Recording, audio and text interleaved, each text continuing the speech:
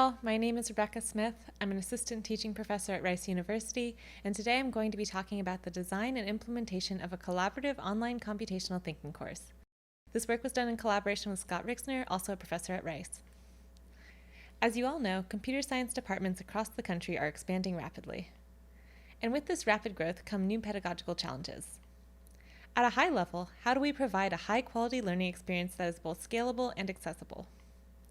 Of course, this begs the question, what characterizes a high-quality education? Fortunately, a wealth of past work has sought to answer this question and has identified several key ingredients.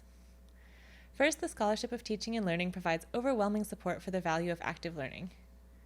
Likewise, a great deal of research supports the value of formative feedback. And last, many studies back the value of human interaction, both student to student and student to instructor. Taken together, these three principles create learning experiences that are interactive, personalized, and ultimately propel students to higher levels of mastery. Now, when we look at these goals of scalability and accessibility, one idea that comes to mind is online learning. It improves scalability by removing barriers such as classroom space limitations, and it also improves accessibility by making courses available to students in non-traditional situations. This could include students with certain disabilities, as well as students that need to be physically away from the classroom due to travel, such as studying abroad, illness, or certain types of emergency situations, as we all encountered this past semester. But in order to maintain high-quality experiences and outcomes, we need to ensure that students receive sufficient levels of interaction and personal support. So we wanted to investigate whether it would be possible to create a collaborative online learning experience that is able to provide comparable interaction and support, and thus comparable student outcomes. We chose to run this experiment within our introductory computational thinking course, Comp 140. Comp 140 has no prerequisites, is offered in both the fall and spring semesters, and is taken by a mix of intended majors and non-majors. It uses a flipped classroom. Before each class, students watch videos and take a quiz designed to ensure that they are prepared. In class, they work collaboratively in groups of 3 with help from the course staff, which consists of instructors and TAs. In Comp 140, all programming assignments are completed using CodeSculptor, a browser-based Python IDE that was developed at Rice. Code is executed locally in the student's browser, but files are stored in Google Cloud Storage. CodeSculptor offers the ability to create or join collaborative editing sessions. Once a collaborative session has been created, other users can join using the session ID. As in other collaborative editing tools such as Google Docs, you can see the set of currently active users identified by their initials, and you can also see the other users' cursors. In creating an online version of Comp 140, we aim to minimize the changes made so as to maintain all of the collaborative and interactive aspects that were so central to the original course. Both sections had the same instructor, the same office hours, the same assignments, and the same exams. And in both cases, students watched the same videos and took the same pre-class quizzes. The online section, like the in-person section, was held synchronously and at a fixed time, and students still worked in fixed groups of 3. The primary difference was that students in the online section used Zoom rather than meeting face-to-face. While in-person students shared a single computer, online students worked on separate computers but shared a link to a single collaborative editing session in CodeSculptor and a single shared Google Doc. Due to the nature of the registration process, groups were not randomly assigned. This resulted in noticeable demographic differences between the 2 groups, which I'll go into in just a minute.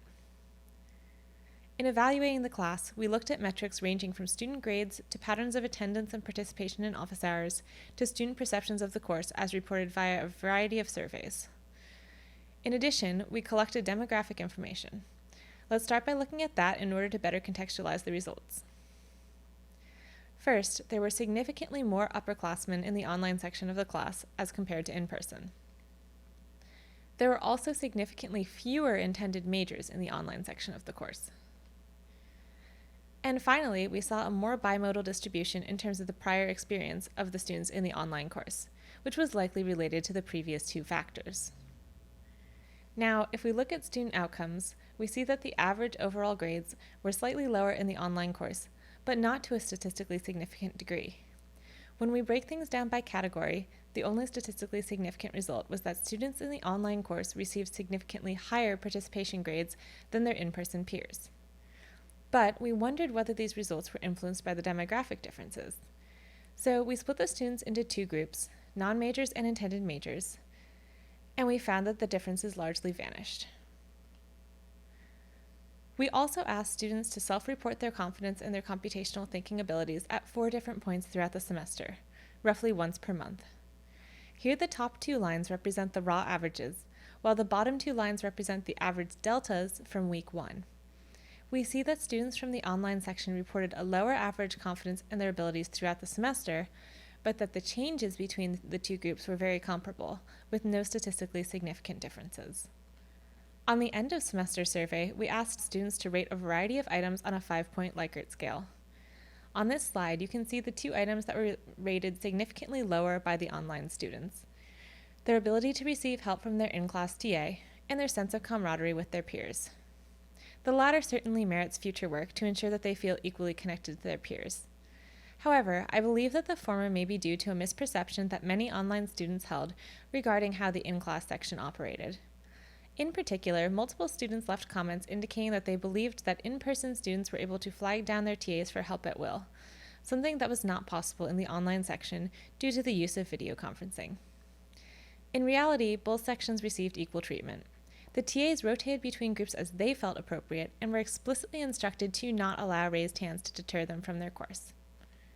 We likewise asked students to report their satisfaction with their progress in the class, the feedback they received from the various members of the staff, and the class overall. None of these differences were statistically significant, and in fact, the overall satisfaction with the course was rated slightly higher by the students in the online course. Finally, students were asked whether they would recommend the course to their peers, and here we saw virtually no difference between groups. Looking at the official course evaluation results, we once again see no statistically significant differences in the numbers. And in the free response section, only 8 of the 82 students in the online section even mentioned the online format, which I believe indicates that they did not see it as hindering their learning experience. Of the comments these students left, 1 was negative, noting the lack of support structure. 2 identified a mixture of positive and negative aspects of the online format. 2 were neutral, espousing the belief that their experience was equivalent to in-person, so really I'd consider those to be a win.